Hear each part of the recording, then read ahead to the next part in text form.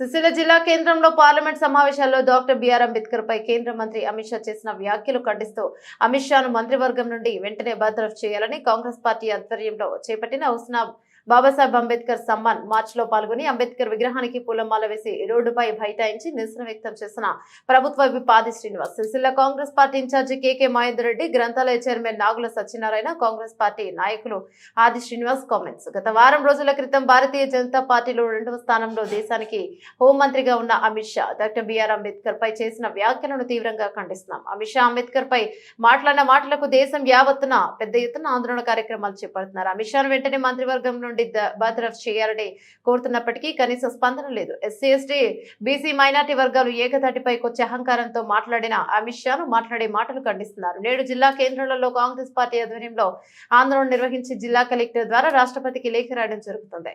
దేశవ్యాప్తంగా అనేక ఆందోళనలు జరుగుతున్న మోడీ అమిత్ షాను వెనకేసుకురావడం విడ్డూరం. అమిత్ షా పై వెంటనే చట్టపరంగా చర్యలు తీసుకోవాలి.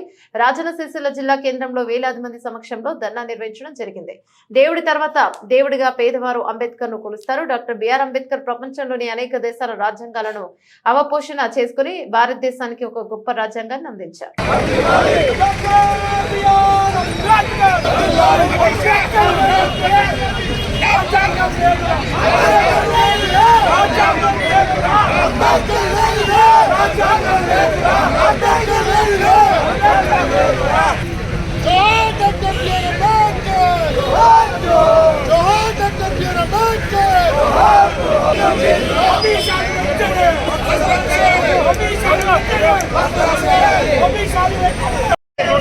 Amin Shah, down, down. Amin Shah, down, down. Amin Shah, down, down. BJP, down, down. BJP, down, down. Amin Shah, down, down. Amin Shah, down, down.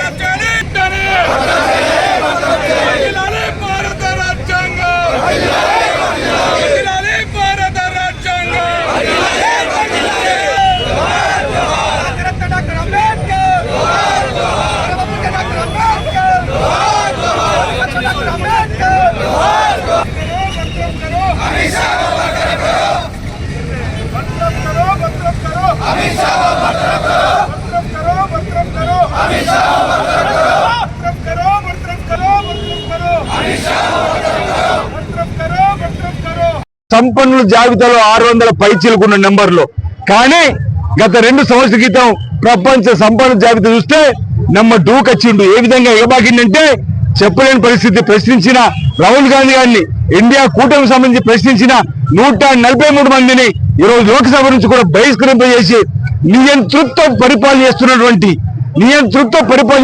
Bharatiya Janata party రాబో రోజుల్లో గద్దె దించాలని చెప్పని మణిపూర్ లో దుర్ఘటనలు జరుగుతున్నా, మణిపూర్ లో ప్రజలందరూ కూడా వారి హక్కులను కోల్పోతున్నారు. అయినా ప్రధానమంత్రి మోడీ గారు వారి గురించి మాట్లాడు, అమిత్ షా వారి గురించి మాట్లాడు, మణిపూర్ పోయి వాళ్ళు పరామర్శిద్దామని చెప్పనే ఆలోచన లేకపోవడం ఈరోజు ఏఐసిసి ఇది కూడా తప్పొట్టింది.